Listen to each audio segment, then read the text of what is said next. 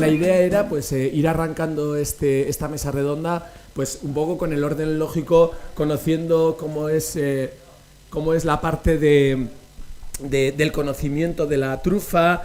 Nos va a contar un poco Manu en qué consiste esa simbiosis entre árboles, hongos, que la trufa es un hongo. Bueno, vas contándonos un poquito todo eso para que después pues veamos un poco la parte de lo que es la truficultura, el cultivo, el cuidado, tanto la truficultura silvestre como la truficultura ya dirigida, y luego pues por fin la aplicación de cualquiera de las trufas y las diferencias de las trufas que nos gustaría saber aplicadas a cocina por parte de José. Entonces, pues nada, Manu, cuéntanos qué es esto de la trufa, dónde la encontramos, cuéntanos qué es una trufa. Buenas tardes. Pues nada, en primer lugar agradecer a Oralco la invitación que me han hecho. Y bueno, en principio pues hablar un poco de la trufa, que la trufa es un hongo hipógeo. Un hongo hipógeo significa que se cultiva o se reproduce debajo de la tierra.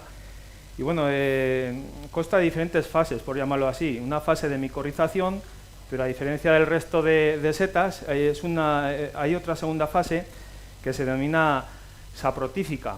Entonces, durante la primera fase de micorización, ahí se va a reproducir la trufa y se va a micorrizar con la raíz. Entonces, hay un primer momento de descomposición, que es durante la primavera, generalmente para finales de marzo, principios de abril.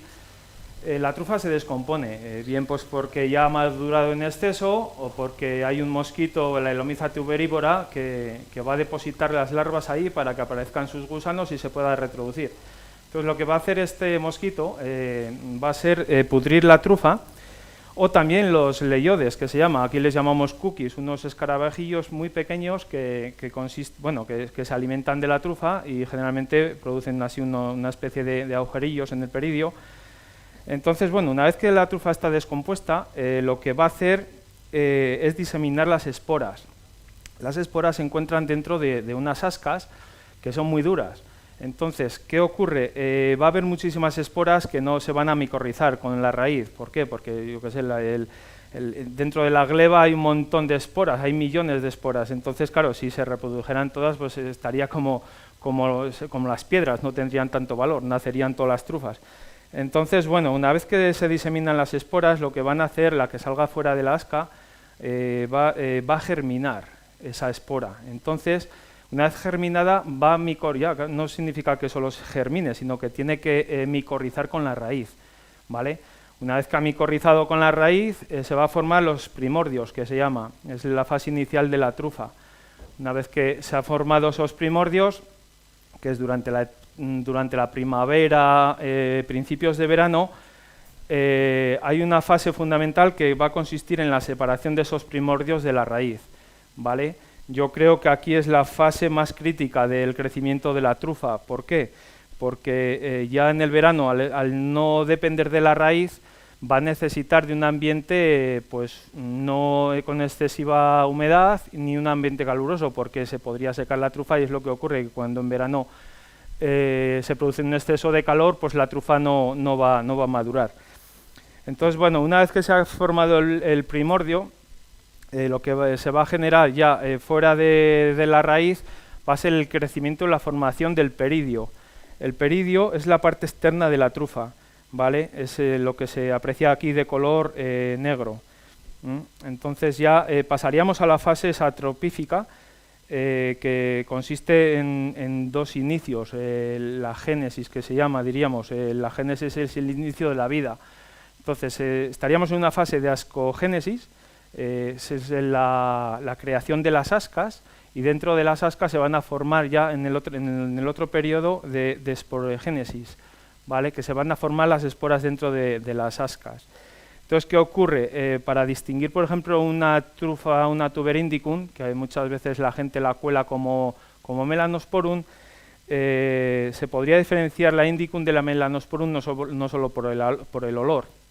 Los truferos, pues enseguida nos damos cuenta si es una indicum o una melanosporum o una stibum, pero claro, yo, por ejemplo, estuve en unas jornadas micológicas y presentaron dos trufas, una melanosporum y otra indicum, y el 80% de la gente la confundió. Entonces, bueno, por el olor, nosotros como estamos acostumbrados a la manipulación de la trufa, pues perfectamente las podemos identificar. Pero la gente, por ejemplo, que compráis trufa, tú, José, como también controlas mucho, pues no tienes problema. Pero bueno, una forma de diferenciarla es que a través del microscopio, la tuber melanosporum generalmente suele presentar 3 esporas dentro del asca, ¿vale? Sí que es verdad que en la trufa natural puede haber hasta 4 o 5, incluso hasta 6 esporas, he visto yo, dentro del asca.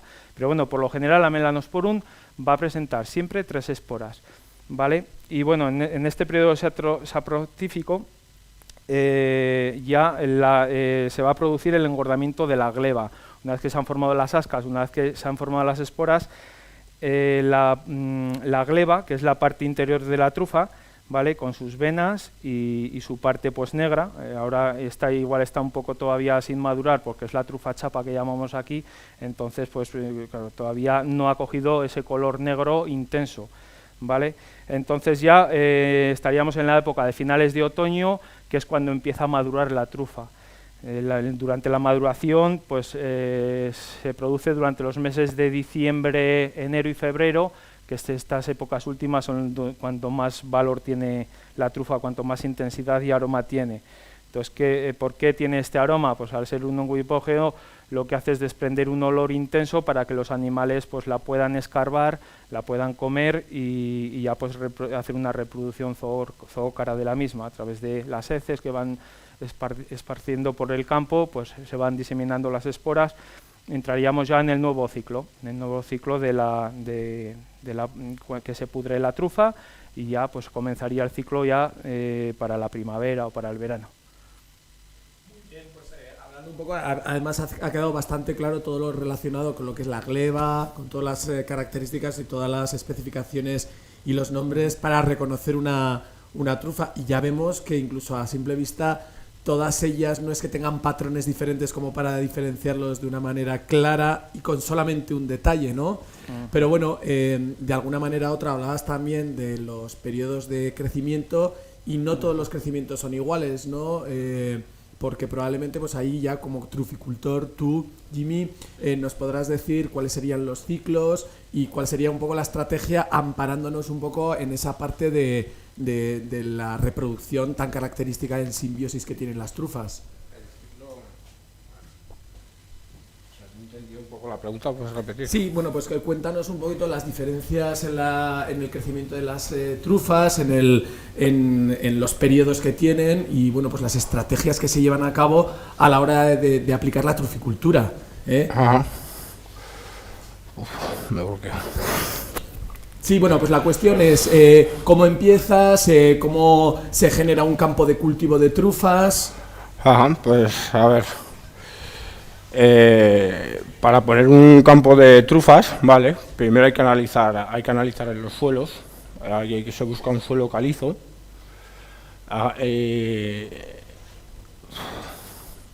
Un suelo calizo, ¿no? O sea, ¿qué tipo de suelo es más? Un suelo calizo con un pH neutro de nivel 7 aproximadamente o por ahí.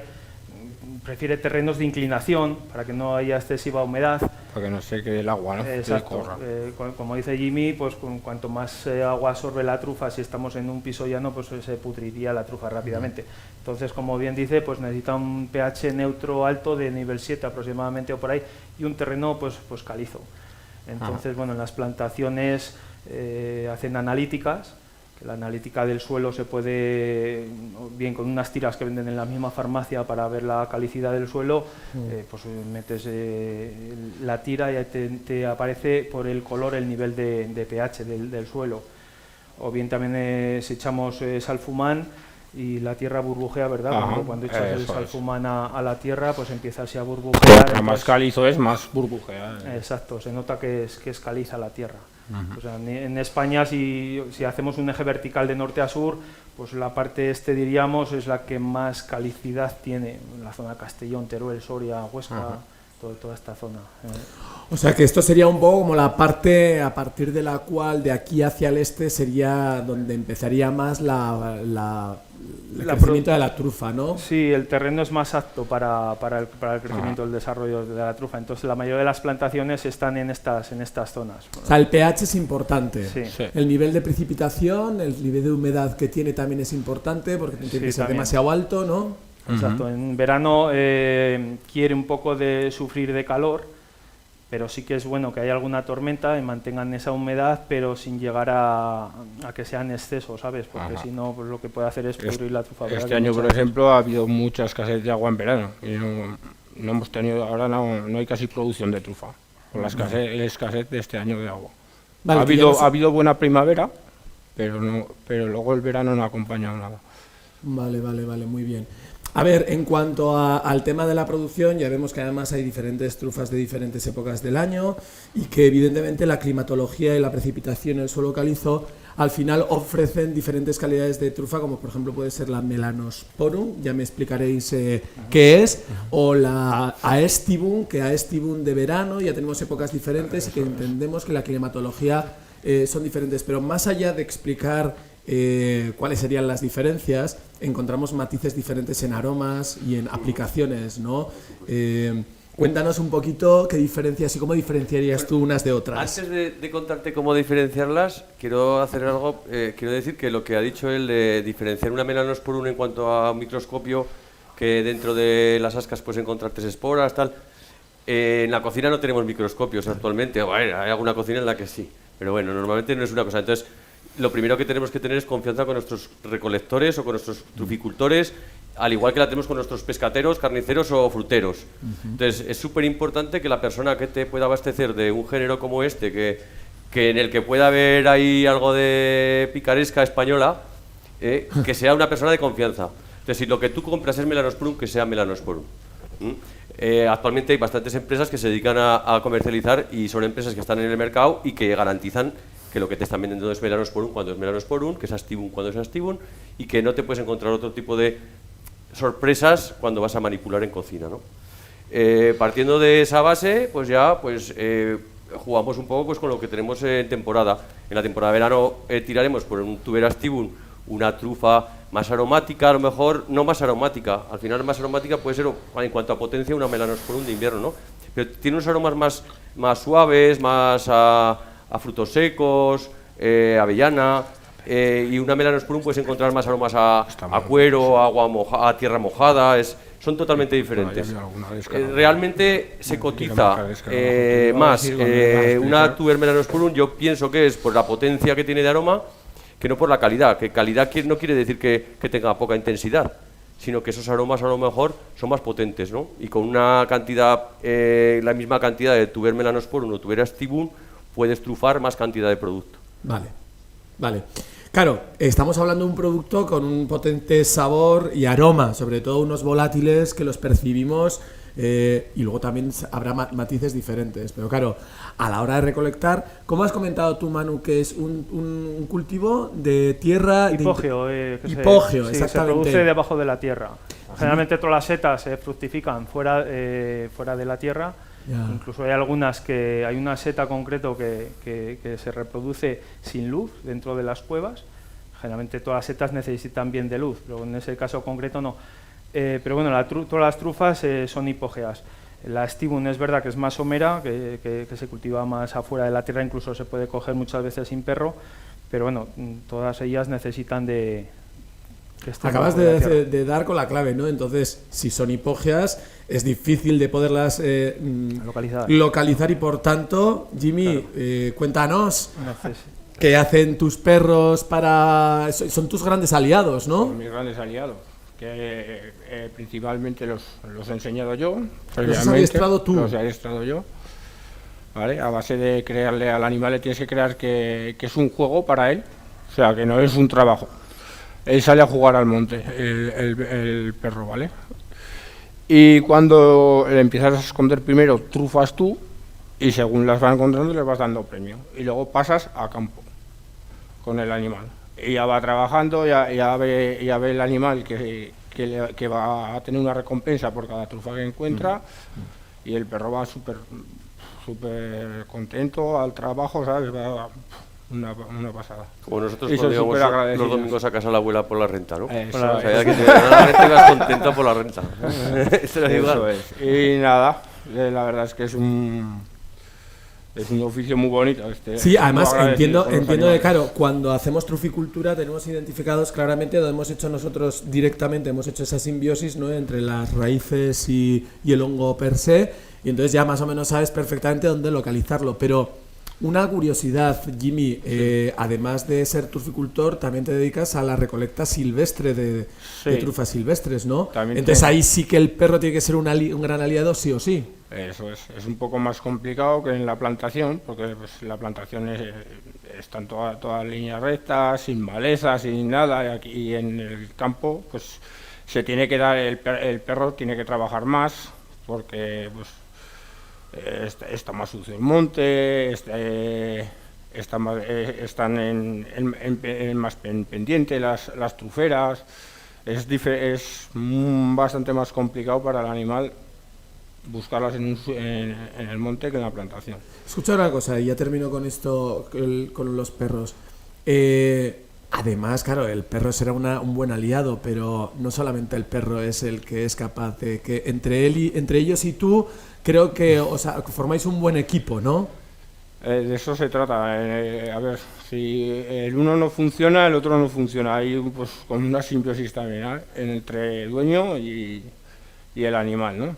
Si uno trabaja bien, el otro pues trabaja igual. Si el perro se nota muy agradecido cuando él hace las cosas bien, cuando ve que tú le agradeces las cosas, pues aún trabaja el animal más a gusto.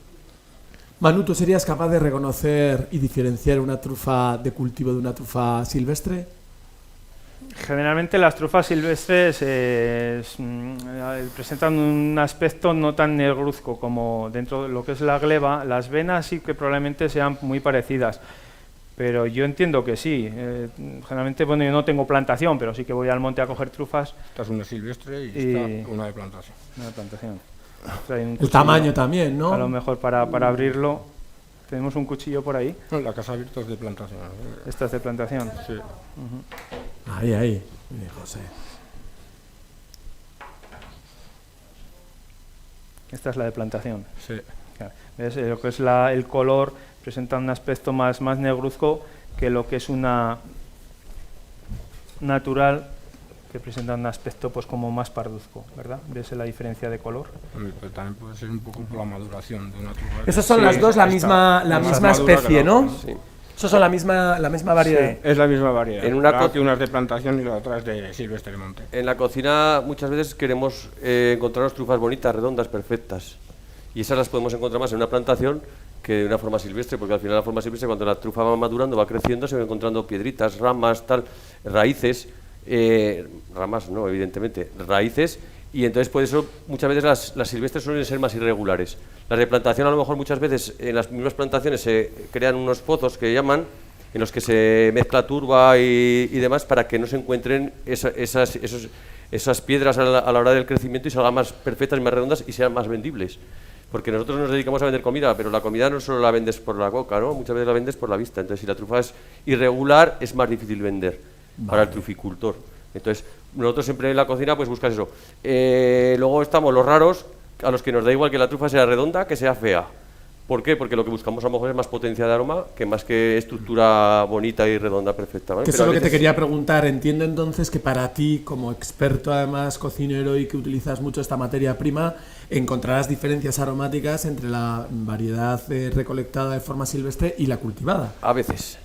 Hay trufas de cultivo que tienen una calidad excepcional y trufas silvestres que se han sacado a lo mejor porque el perro te la marca ya cuando se supone que está madura, pero a lo mejor la madurez que te marca el perro no es la que tú necesitas para tú trabajar en tu cocina.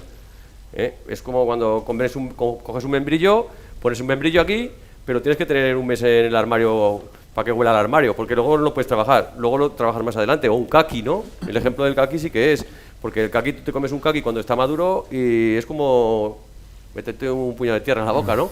Tiene que estar maduro, que esté blando para que esté más dulce. Pues la trufa igual. A veces buscamos eso y otras veces buscamos lo que es solo estructura, ¿no? Vale, en igualdad de condiciones entiendo que sería en igualdad de condiciones tendría un aroma un poco más potente la silvestre que la de cultivo, ¿no? En igual de condiciones, quiero decir, de recolecta, de momento de desarrollo. Yo no te diría que sí, porque dependería también del tema del agua, ¿no? Una trufa silvestre, cuando en un año que ha sido muy cálido, que ha sido muy seco, no tiene agua, se concentra en el aroma, como pasa con un fruto, ¿no? Pues con una frambuesa, por ejemplo. En Moncayo tienes unas frambuesas excepcionales que llamamos el chordón de Moncayo, ¿no? Es una frambuesa silvestre que se cría de forma silvestre, sin riego ninguno, que se limita a crecer con el aporte de agua que nos da el cielo. Ya. Entonces, ¿qué pasa? Son frambuesas muy pequeñas en las que te puedes encontrar una frambuesa 3-4 granitos, pero con una potencia de aroma excepcional. Y luego a lo mejor te puedes comprar en la frutería una frambuesa así de gorda, bonita, perfecta, que no sabe a nada. Es como chupar un cartón. Pues esto es lo mismo. Entonces, en una trufa silvestre puede pasar lo mismo. En una plantación que le has aportado agua, puedes conseguir un aroma muy potente, pero a lo mejor ese mismo año, si la trufa silvestre ha madurado, puede tener incluso más potencia que esa, ¿no? Este año, por ejemplo, ha pasado eso. En el monte no han crecido demasiado y tienen un aroma impresionante. Este año tienen un aroma increíble en el monte. Porque no ha llovido mucho y es lo que ahí se ha concentrado Hay que valorar un poco las necesidades que tienes en ese momento. Vale. Ha madurado antes. Yo creo que generalmente a estas fechas, yo por lo menos cuando las cojo en el monte, en el monte natural, la parte externa presenta un color más violáceo, no tan negruzco como esta. Entonces yo creo que este año va todo un poco adelantado. Entonces, tanto en intensidad como en presentación, parece que son trufas ya pues como principios de enero o por ahí. Vale, estábamos hablando en todo momento, claro, de la joya que tenemos aquí en Soria, que es la Melanosporum. Evidentemente hay otra serie de trufas, pero bueno, la joyita entonces en este caso sería la Melanosporum. Como micólogo y como conocedor muy bien de las trufas, entendemos que aunque no sea producción de aquí, también existen otras variedades que se conocen. Cuéntanos un poquito del resto de trufas que existen. En España nos podemos encontrar con unas 70 clases diferentes de trufa.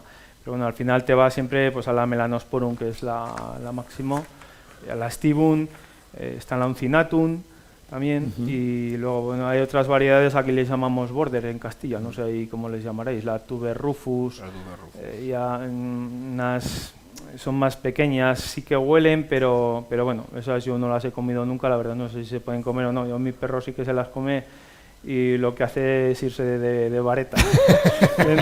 Entonces yo esas no las he comido, pero bueno, variedad de trufas y que hay unas 70 clases de diferentes trufas que nos podemos encontrar aquí en los montes españoles.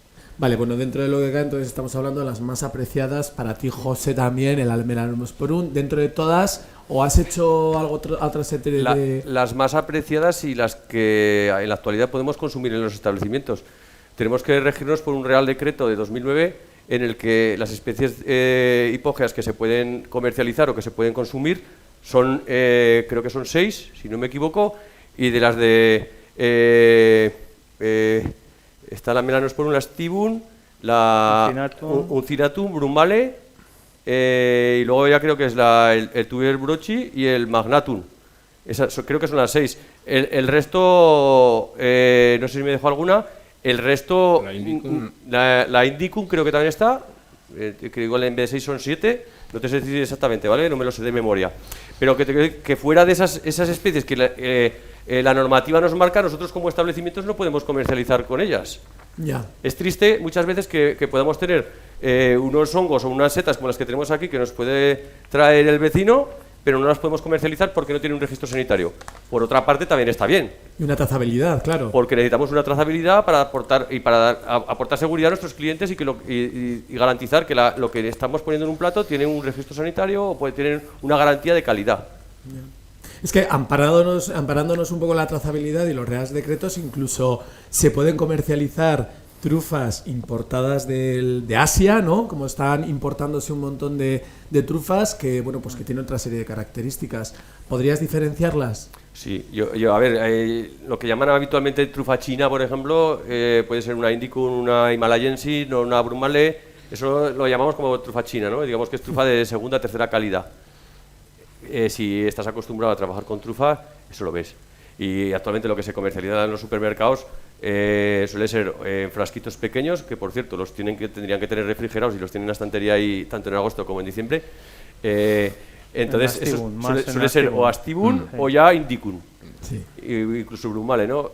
Yo a la gente que compra eso no le voy a decir que está tirando el dinero, pero bueno, cada uno es libre de hacer lo que quiera. Yo eso no lo haría. Y más actualmente habiendo empresas en las que pueden comercializar, que están comercializando trufas y te las pueden mandar a casa.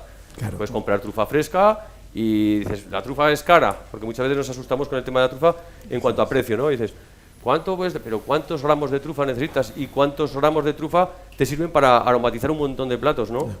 Ahí ya entra pues lo que queramos gastar, pues a lo mejor con 10 o 20 euros que te los vas a gastar luego en una botella de vino, pues estás aromatizando la comida de 20 personas. Sí, bueno, desde luego que por 16 euros yo compré hace poco una trufa que sería una cosita así y me dio para dar y regalar. Y al final te pones a cuantificar los gramos que estás utilizando en cada plato y al final por gramos y por utilización cunde mucho, sí. Cunde muchísimo, ¿no? Además de que la puedes utilizar para aromatizar grasas, huevos. Eso es. Sí, la importancia de la trufa que grasiento. La importancia de la trufa es eso, que es la única especie en el mundo, diríamos por llamarla así, que es capaz de introducir el sabor a los alimentos a través del aroma. Entonces, claro, eso ninguna especie del mundo te hace eso. Entonces, la valoración de la trufa es principalmente eso, que te introduce ese sabor, esa potencia en el alimento. Entonces, con una trufa de 10-15 euros tienes de sobra para condimentar un plato.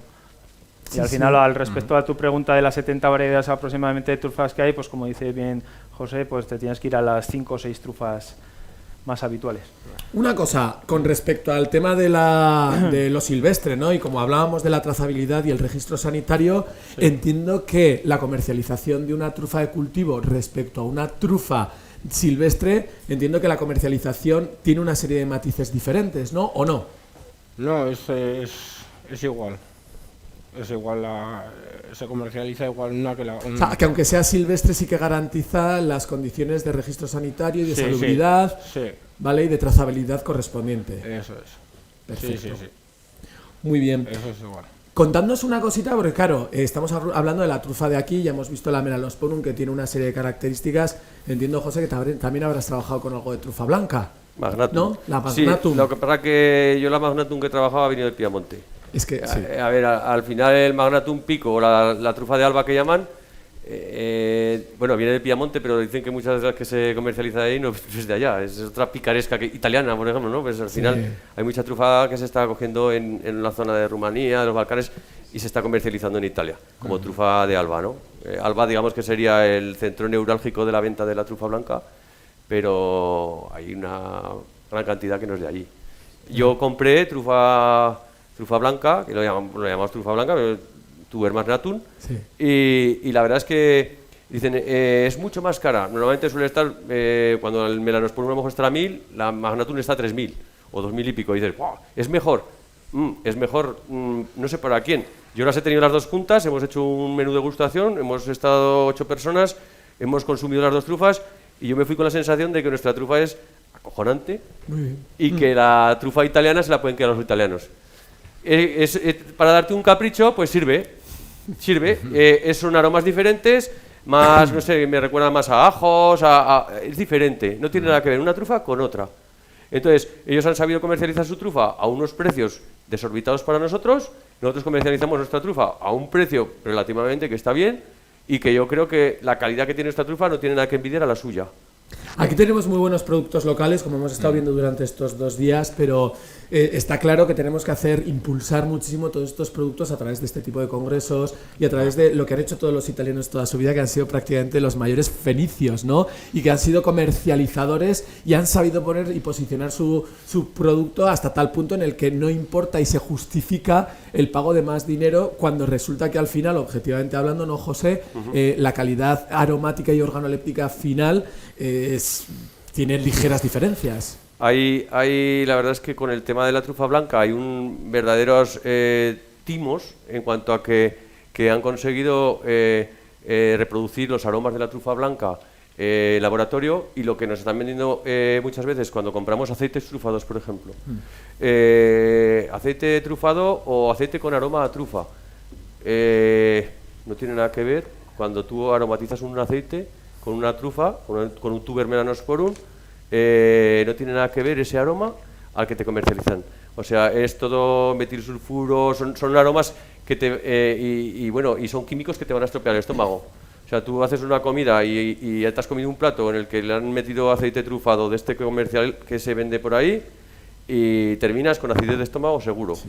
Yo puedo apostar por ello, o sea, ya te digo que lo vas a hacer. En cambio, si tú tomas un aceite trufado, que también nos va a durar menos para trabajarlo, ¿no? Pero bueno, ¿por qué? Porque este no es químico, el otro es químico, tiene sus conservantes y sus cosas, y no tienes problema a la hora de consumirlo. Esto tú puedes aromatizar un aceite y no tiene nada que ver, y es mucho mejor. ¿Qué pasa? Que la gente que no conoce una trufa fresca o que no ha olido nunca una trufa fresca, pero sí ha olido el del supermercado, el aceite trufado, cuando tú le haces un plato con un aceite que has cocinado o que has hecho en la cocina, ¿no? Te dicen, es que huele poco. Huele poco, ¿no? Huele como tiene que oler. ¿A qué quieres que huela? ¿A un producto químico que te va a estropear el estómago, o quieres que huela a trufa? Yo te estoy dando trufa. O sea, yo cuando pongo un plato de jamón 5J en el restaurante, no tengo que enseñar el jamón cada vez que le pongo, o no tengo que cortarlo delante del cliente cada vez que eso, que también, que está ahí también para cortarlo. Pero el cliente tiene que tener la seguridad de lo que yo le voy a poner, que es lo que hay, ¿no? Si yo le digo que le voy a poner un plato trufado y le estoy metiendo producto químico, estoy engañando a mi cliente, y al final eso va a repercutir en mi negocio. La gente se aprovecha un poco de eso, de la ignorancia o de la falta de saber, de conocimiento de lo que es el aroma a trufa. Bueno, pero eso también está a la par con la honestidad con la que tú trabajas el producto y no engañas a tus clientes, está clarísimo, ¿no? Que eso es lo más importante de todo. Eso es básico. Vale, hablabais entonces de la posibilidad de aromatizar aceites, a diferencia del aroma químico, pues que de hecho tenemos un montón de empresas productoras de aromas que sirven pues para aromatizar todo tipo de alimentos transformados, ¿no? Y que, ¿por qué no añadirle ese producto químico a un aceite para aromatizarlo? No obstante, una trufa, según me comentabais, en cuanto es extraída de la tierra, empieza a perder humedad a velocidad crucero, ¿no? Entonces, entiendo que aromatizar un aceite con una trufa provocará una expulsión de agua que se mezclará con el aceite, lo enranciará. Contadme un poquito una técnica para aromatizar algún aceite de oliva o de un girasol que puedas potenciar. Yo como cocinero, siempre cuando hemos empezado a hablar de aromatizar aceites, yo era partidario siempre de buscar un aceite lo más neutro posible, tirando al girasol que decías y tal. Pero actualmente hemos hecho pruebas con aceites de oliva y yo me olvido del girasol ya. Ya te digo que me olvido. ¿Qué pasa? Pues que la vida útil a lo mejor que de nuestros aceites no son tan largas como las de los comerciales, ¿no? Pero a mí no me des un aceite de girasol ahora y dame un aceite bueno de oliva, que ya lo aromatizaré yo con una trufa buena. ¿Por qué? Porque luego esos aceites los puedo trabajar también para unas elaboraciones en las que a lo mejor no podía hacer con un girasol. Vale. El rancio me lo va a dar más el girasol quizá que el de oliva. Cuando hemos hecho pruebas con girasol nos salían unos aceites trufados muy buenos, pero luego hemos vuelto a hacer con oliva y al final hemos decidido todo lo que hacemos con oliva. Lo que sí que te puedo decir, y lo que sí que creo que hay que hacer, y lo que sí que creo que están haciendo ya los truferos muy bien, es que cada vez que recolectan trufas, que antes no se hacía, las mantienen en fresco, las mantienen en frío. Hay una línea de frío que hay que mantener, que quizás entre 0 y 4 grados, para que los bichitos que luego nos van a estropear los guisos y nos van a poder dar problemas gastrointestinales y demás, no proliferen, ¿no? No proliferen. Entonces, sobre todo con la trufa de verano. ¿Por qué? Por las temperaturas que cuando tú coges una trufa de verano a 30 grados en el monte, la echas al coche, coges más, llegas a tu casa, la comercializas para cuando esa trufa ha habido unos picos ahí de temperatura alucinantes, ¿no? Para la de verano hay que salir con la nevera para, según coges la trufa en el monte, ya en el coche la metes en frío. Vale. Entonces, luego yo creo que depende también un poco del tiempo de maduración o del tiempo que esté la trufa con el aceite, ¿no? Si hay un exceso de tiempo, a lo mejor que esté más de 7 o 8 días en el aceite, puede ser que eso se fermente o no. Y de temperatura, hay una tabla, unas medidas, o sea, entre 5 y 65 grados es la temperatura en la que los bichitos quieren procrearse, ¿no? Reproducirse, ¿no? Ahí es donde están más felices. Y nosotros, ¿qué necesitamos? Pues que esos bichitos no estén. Entonces, lo que hacemos es, cuando hacemos un aroma, subirlo a 65 grados. A 65, 66. Ya hemos pasado esa línea, ese límite, ¿no? Stop, aquí ya no pasas. Cuando hemos llegado ahí, lo que tenemos que hacer es enfriar. Enfriamos en abatidor, rompemos la cadena esa de temperatura, y ya a cámara. Y siempre conservaron 4 grados. Las trufas, yo tengo una máquina de ultrasonidos para desinfectar las trufas. Entonces, cuando compramos trufas, hay truficultores que ya te las venden ya desinfectadas, cada vez más, y de lo cual me alegro. Pero cuando yo compré la máquina, entonces los truficultores te las vendían con tierra, te las vendían tan... Entonces decidimos comprar para el restaurante una máquina. ¿Por qué? Porque nosotros compramos cantidad y tenemos que conservarlas. Y una forma de conservar la trufa durante más tiempo era una buena desinfección. Una máquina de ultrasonidos, con agua y con etanol, las limpiamos, las cepillamos, las ponemos, ultrasonidos, pum, y cámara. Las conservas a 4 grados y tienes unas trufas durante una semana, incluso 2, que están perfectas. ¿Qué garantizas con eso? Pues la vida útil de la trufa. Vale. Y le alargas un poco la vida. La alargas un poquito, pero por lo menos una semana aguanta desde que se extrae. Bien. Entonces, tú como truficultor, ¿desde qué día del año podemos disponer ya de Tuber melanosporum hasta qué día del año? Pues a ver, la Tuber melanosporum tiene desvedo y cierre, ¿no? Como dijéramos, como la caza, o que se desveda, se puede coger a partir del 15 de marzo. Vale. Del 15 de noviembre hasta el 15 de marzo, pues perdona. O sea que estamos en plena época, estamos ¿no? en plena temporada, es cuando empieza el auge de la maduración de la trufa Tuber melanosporum. Y entonces ya una vez termina, Manu, la parte de Tuber melanosporum, podríamos ya ir a la Estibum, que empezaría en primavera, ¿o en dónde? ¿Cuándo más o menos? Sí, hay épocas que viene también más adelantada, pero bueno, aquí le llamamos trufa de San Juan, para la mejor época es hacia finales de junio, por ahí, pero bueno, yo he cogido trufa para el 10 de mayo, por ahí ya se puede empezar a coger.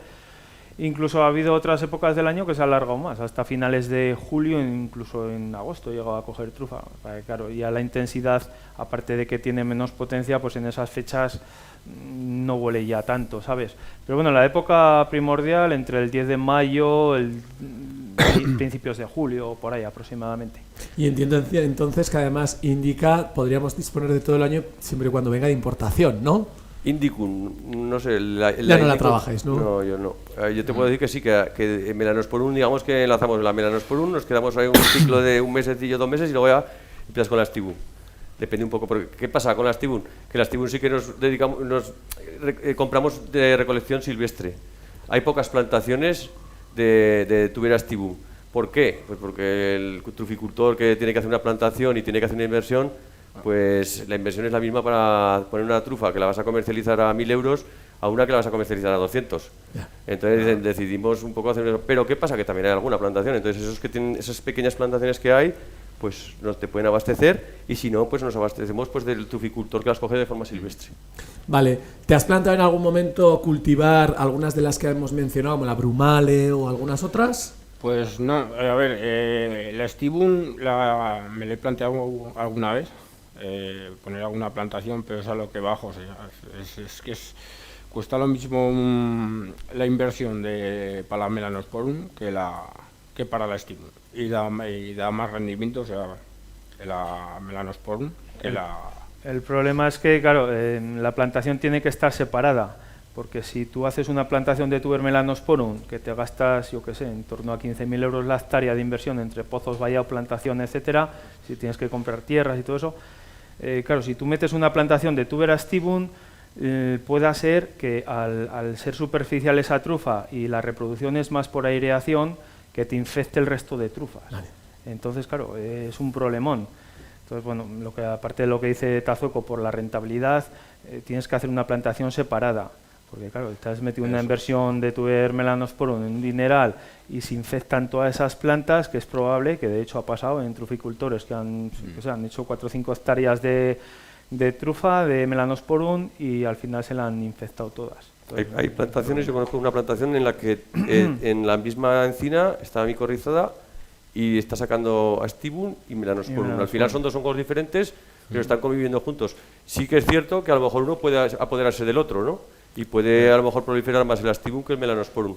Como llevan ciclos diferentes, pues incluso pueden convivir juntas, pero a veces se pueden apoderar. Pero sí que las hay que incluso en la misma encina, o en el mismo roble, en este caso creo que es roble, está saliendo... En el monte natural pasa lo mismo, muchas veces, en el monte ¿verdad? también conozco. En la misma trufera estás cogiendo de las dos. Y te surge y dices, joder, pues esta no es Melanosporum. Entonces, claro, lo ideal es a la hora de venderlas, pues hacer un pequeño corte que sea bien el color de la gleba, porque claro, tú a lo mejor estás ahí cogiendo trufas, las limpias y no te das cuenta y has metido una Astibum. Entonces hay que tener cuidado, sobre todo ahora al principio, porque ya cuando entran los hielos no, ya madura más la Astibum la Melanosporum. Pero en esta época inicial puede ser que estés sacando en una encina Melanosporum y te encuentres de repente una Astibum. Entonces eso es un problema también a la hora de la gente que compra trufa para hacer nidos. Pues tú le estás vendiendo suponiendo que es Melanosporum con toda confianza y todo eso, pero has metido la pata y puede ser que luego haga unos nidos y se le infecte de tuber Astibum. Pero eso hay que analizarlo todo muy bien. Sí, por eso a la hora de hacer ese tipo de inversiones, lo que dice Jimmy, hay que hacerlo con muchísimo cuidado. Hay que analizar bien la espora porque si no la puedes liar. O sea, toda la inversión y todo el trabajo de 10 años que tienes que poner, o sea, hasta que se pone una plantación de Melanosporum en producción, pasan 10, desde que la plantas hasta que coges unos 8 o 10 años. Muy bien. Entonces, si metes esa espora equivocada, ¿sabes? Pues puedes echar todos esos años y toda esa inversión al traste en nada. Sí. Una pregunta de uno de los restaurantes de San Sebastián que hace referencia a las setas en este caso y nos preguntan qué variedades más reconocidas aparecen en la zona del Moncayo donde nos encontramos nosotros ahora mismo. Responderme cada uno, si quiere una la parte culinaria y un poco la parte técnica y el otro la parte del monte, cada uno. Yo puedo hablar tanto de culinario como recolector, porque al final aquí tenemos unas Tricholomas portentosum. No sé si están viendo ahí. ¿Se ven aquí? Sí. Esto es aquí. Al plato. Vale, esto es Tricholoma portentosum, son las primeras que hemos cogido. Esta es la carbonera, ¿no? La negrilla. Estas son de ayer en Moncayo. Este posiblemente sea el último hongo, este lo cogí también ayer, ¿vale? Este es un edulis perfecto, duro, sano y que luego lo vamos a trabajar. Hay muchas variedades, lo que en Moncayo no podemos decir es que sale cantidad, ¿vale? Esto es Cantarellus tubaeformis, aquí.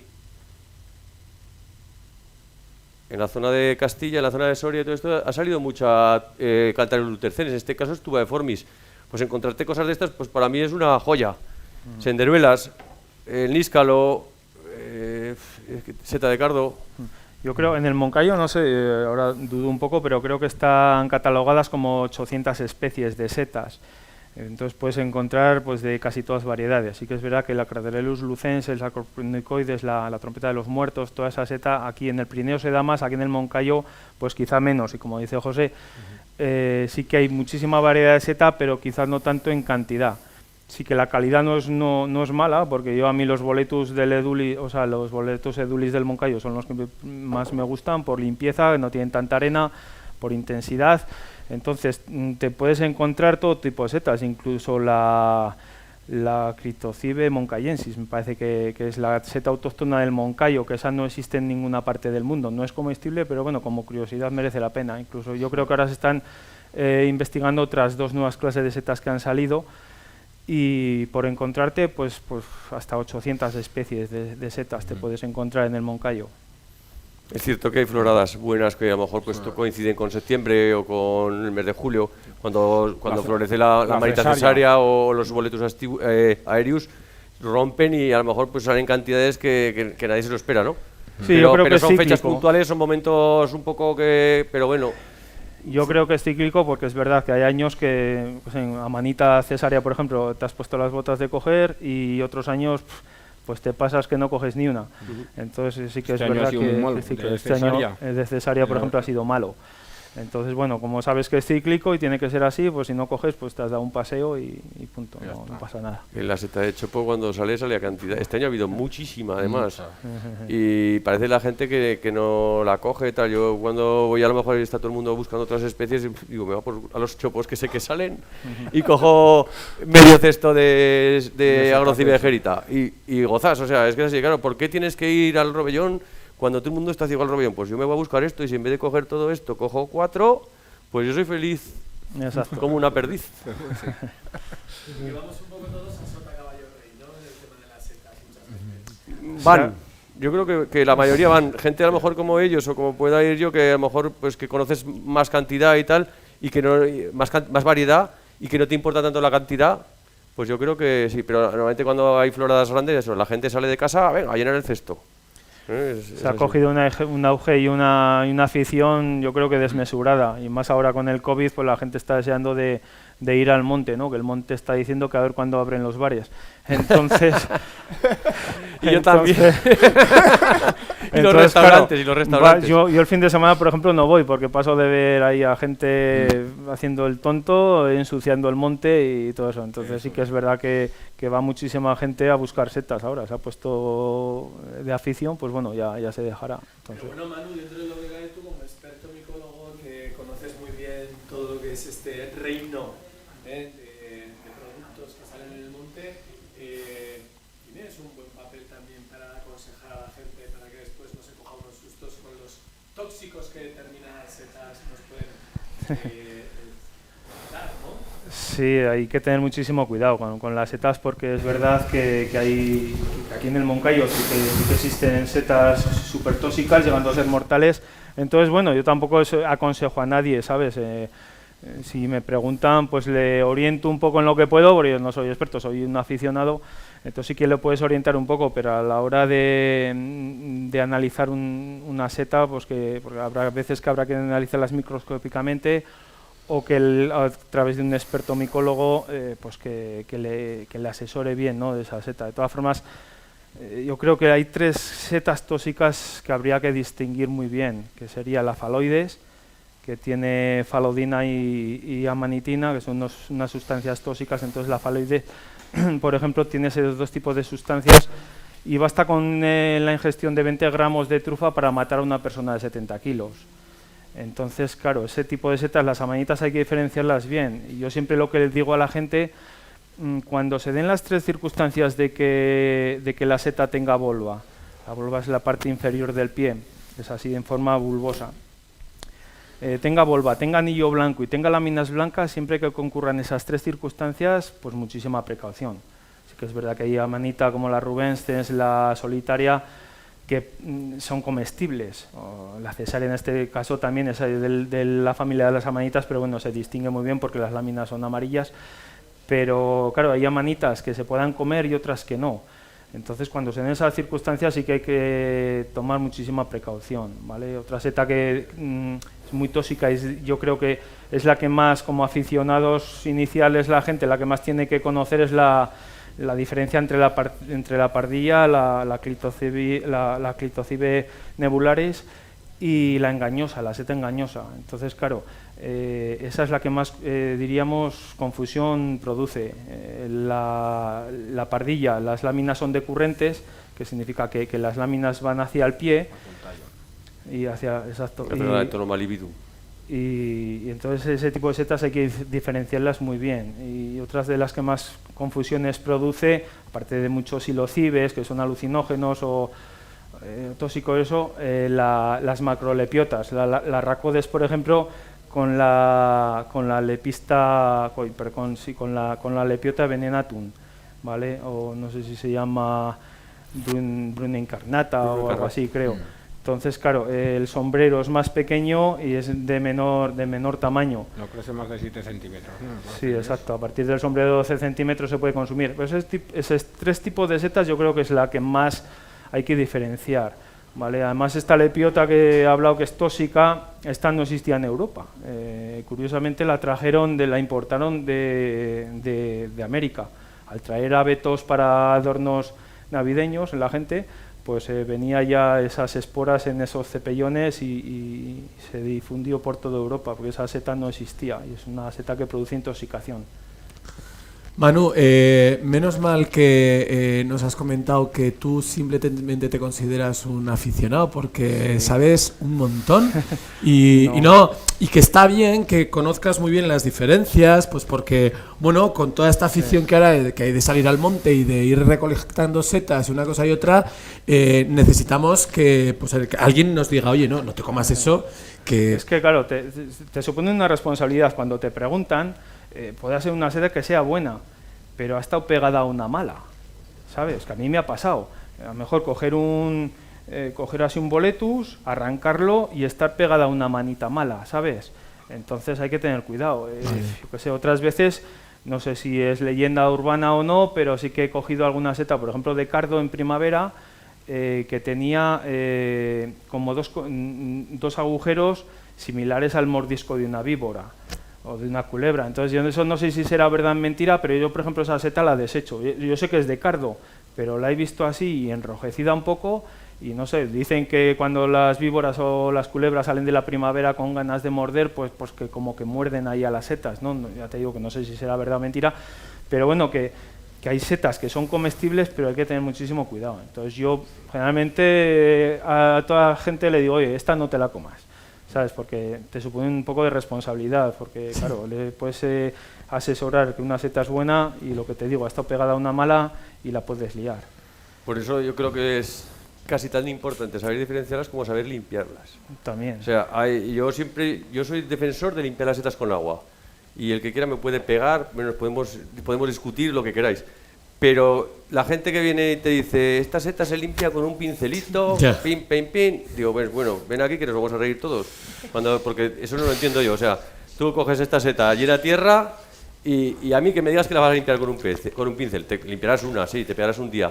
Pero tienes que estar... Yo trabajo en un restaurante, yo no limpio una, limpio 3 kilos, 4 o 5, los que haga falta. Tengo que garantizar que esta seta cuando sale al comedor no lleva tierra, porque si no es como comerte un berberecho con tierra, ¿no? A nadie nos gusta. Sí, es muy incómodo. Y aparte de por la tierra, para eliminar pues eso, posibles toxinas que estén pegadas unas con otras, tal, o partes de otra seta, ¿no? La gente te dice, no, es que si mojas este hongo con agua, se va a absorber todo el agua, luego se va a absorber. A ver, este hongo no lo va a echar a flotar en el agua, pero lo va a poner debajo de un grifo, porque en el monte también cuando llueve se moja. Esto no se pone un paraguas encima. Claro. El paraguas ya es él, ¿no? Lógico. Entonces, esto lo mojas debajo de un grifo, lo limpias, rascas un poco las partes que puede llevar tierra, y luego lo secas bien. Pero eso que te digan que no, esto le vamos a dar con un pincelito. Lo más limpias posible, es la seca. Claro, es así, pero yo no sé el invento del pincelito. Mira, estas senderuras que hay aquí, estos son senderuras. ¿Se ven aquí?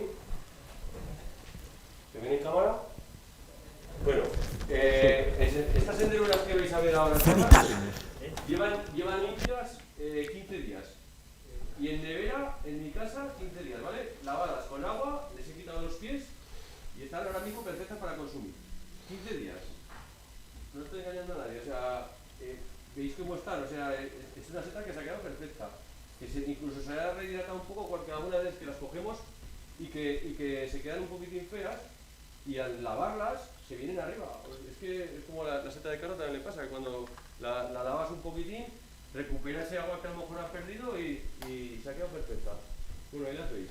Y lo importante es que al final se quede superficialmente seca, ¿no? Para que haya un mínimo de proliferación de bacterias, ¿no? Y de microorganismos, Si entiendo. Si la fueras a comer cruda, pues te diría, pues sí, pero si no luego la vas a cocinar. A la hora de cocinar vas a eliminar ese agua. Al final cuando cocinamos, ¿qué hacemos? ¿Aportamos o quitamos agua a un producto, ¿no? Cuando tú comes una legumbre, lo que haces... Cuando tú cocinas una legumbre le estás aportando agua. En este caso una seta, al final el 90% de una seta es agua. Lo que haces es eliminar agua. Si te la vas a comer cruda, hay muchos platos que se cocinan con setas crudas y tal, y todas las setas suelen ser bastante indigestas, entonces puedes comerte crudas y una parte. Las amanitas cesáreas, por ejemplo, que antes hemos estado hablando, siempre nos ha gustado comerlas en carpaccio, hacer un carpaccio de amanitas, tal, es lo más básico y lo más típico, pero hasta cierto punto te puedes comer las amanitas crudas.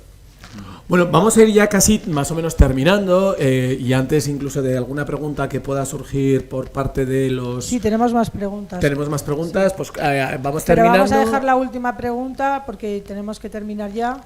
Vamos a continuar hablaremos un ratito más con Jimmy y hablará Jimmy con Andrés de nuevas opciones y pues opciones de negocio, y después tendremos la siguiente parte. Entonces me gustaría pasaros la última pregunta que tenemos, que nos mandan desde Madrid, y nos están preguntando acerca del níscalo, del rebollón. ¿Cuál es la forma en que vosotros consideráis que se le puede sacar mejor partido, ya que es una seta sobrevalorada, ¿no? Ya que sois de tierra de seta de cardo y no tiene nada que ver la elegancia de una seta con la otra, y el mercado está inundado de níscalo, y bueno, nos preguntan cuál es la forma de cocinarlo según vosotros para sacarle el mejor rendimiento a este hongo. De cocinarlo entiendo que la pregunta va para el cocinero. Sí, pero bueno, pero pueden hablar ellos también. Como o sea ellos que también, yo sé que son buenos cocineros, vamos a pues que hablen ellos y luego os digo yo, os doy mi tenemos teoría. Tenemos a un ganador de pinchos también aquí local, aunque sea un aficionado, dice para todo, pero mira, también es ganador de pinchos, y nos gustaría saber cada uno de vosotros cómo trabajáis el níscalo, que es la seta más corriente que suelen encontrar todo el mundo. Vale, es que es una pregunta, bueno, yo lo entiendo, ¿no? Que se le quiera sacar el máximo rendimiento a una seta, pero es que para los gustos los colores, es que es, yo qué sé, la mayoría de la gente le das un boletus y es su seta principal. Yo habré comido unas 40 clases de setas diferentes, o 45 creo que eran. Entonces, claro, a mí el boletus lo considero como, lo pongo en una posición del 1 al 45, el 10, por ejemplo. Entonces yo, desde mi gusto, por ejemplo, el níscalo como mejor está a la parrilla, a la brasa. Con una gilimogli no le hace falta más. Pero claro, depende un poco de gustos. Hay gente que encebollados, escabechados mismamente con cebolla. Le puedes dar muchas opciones al níscalo, pero vamos, yo desde mi punto de vista, a la brasa, perfecto. Pues a ver, yo voy a decir como más me gusta a mí me gusta con patata. Como en rancho. Sí, es como mejor le saco al rebollón su sabor. Pues esa que como nos gusta, a mí me gusta de todas maneras, ¿no? Pero, a ver, al final, a mí me gustan... a mí siempre me preguntan, ¿a ti qué seta te gusta más? Digo, a mí me gustan todas, a mí me gusta la que mejor esté en el momento que me apetece comerlas, ¿no? Pero yo lo que sí que os puedo decir que pienso que iba la pregunta en cuanto a conservarlas para cuando coges cantidad y cómo sacar el máximo rendimiento. Yo lo que sí que hago es, ya os he dicho, primero lavarlas bien limpias, con agua, debajo de un grifo, incluso el rovellón los echamos que floten en una poza grande y les cambiamos el agua 2 o 3 veces y luego uno por uno, debajo del grifo, pam, pam, pam, los vamos limpiando. ¿Qué hacemos luego? Un mantel, los extendemos y los secamos. Ponemos el horno a 100 grados, apagamos el horno y los metemos en bandejas. Le damos 2 minutos, ¡pam!, que se terminen de soltar un poquitín ese agua y los confitamos en aceite de oliva. Una olla con aceite de oliva, confitaos. Durante 2 horas aproximadamente, 65 o 66 grados. ¿Y luego qué vamos a hacer? Es que es una de las cosas que luego en mi ponencia os iba a explicar, pero ya lo voy dando y luego lo vuelvo a explicar si hace falta. Ese aceite, con ese aceite vamos a transmitir el sabor del rovellón, del níscalo, a muchos otros platos. Pues a hacer una mayonesa, a hacer un pil-pil. Y luego ese rovellón que hemos confitado está súper tierno para marcar en brasa, para marcar en plancha. Yo no soy partidario del ajo. A mí me gusta el ajo con una chuleta debajo, ¿no? Voy a decir la canción. Pero en este caso, a mí no me gusta mascarar el sabor de las setas con ajo porque puede dar un poco a que te encuentras algo de picante dentro de una seta y tal, y hay gente que es un poco reacia a consumir setas ya de por sí. Si encuentra algo picante, pues parece que esa seta no está bien, ¿no? Sí, es lo que te digo yo, es que para gustos los colores. Lo que sí yo creo que es primordial es consumir la seta en fresco. Es decir, con 2-3 días como máximo, ¿sabes? Pero sí, a lo mejor la puedes congelar, pero ya no es lo mismo. La puedes deshidratar, pero ya no es lo mismo. Entonces, lo mejor es 2-3 días y para adentro. Muy bien. Oye, pues José, Jimmy, Manu, muchísimas gracias. Hemos contado un montón de cosas, ha sido muy interesante. Hemos aprendido mucho sobre truficultura y setas. Jimmy, te quedas un momentino ahora con Andrés y bueno, pues agradeceros, Manu y José, vuestra participación y bueno, pues hasta la próxima. Gracias a vosotros. Bueno, vaya lujo, Edorta, el poder haber contado con ellos. Ahora solo falta que nos digan, Edorta, a ti y a mí, Sitio. si ya pagaremos las cámaras, los sitios donde las cogen. Exactamente. Porque nos están contando cómo las cocinan, los tipos de setas, De pero Moncayo. es que no hay manera de sacarles Del dónde Moncayo. cogen esas setas. Porque yo me paso días buscando setas, cojo 4 y además le mando la foto a Tazueco y me dice que no que las tire, que son malas. Digo, pues a ver si nos dicen, luego esta noche les engañamos El con mejor alguna setero cena no, y vino y el que nos lo mejor diga. setero no es el que más setas coge, sino el que guarda celosamente el sitio donde las encuentra. Ese es el mejor setero. Eso está claro porque no soltáis ni prenda. Pero bueno, ha sido un placer, la verdad, el tenerlo. Muchísimas gracias. Bueno, José, después de la ponencia que ahora viene con Víctor, muy interesante, además un apicultor de aquí de Ágreda, bueno, os invito a que os quedéis para verla porque merece mucho la pena. Nos hablará de la miel que está elaborando. Y bueno, luego nos veremos con Jimmy. Sí que me gustaría quedarme un minuto simplemente para hacerle 2 preguntas porque me parece muy interesante la nueva línea de negocio que ha creado, que ha reinventado con el tema de la trufa, y que luego me gustaría, la última ponencia que vamos a hablar de, bueno, pues nuevas líneas de negocio, nuevas oportunidades que, bueno, a pesar de la crisis que estamos padeciendo, sobre todo en hostelería, pues bueno, nuevas líneas de negocio que se han creado gracias a los nuevos hábitos de consumo de los clientes que podamos tener. Pues bueno, muchas gracias. Y una breve pregunta, Jimmy.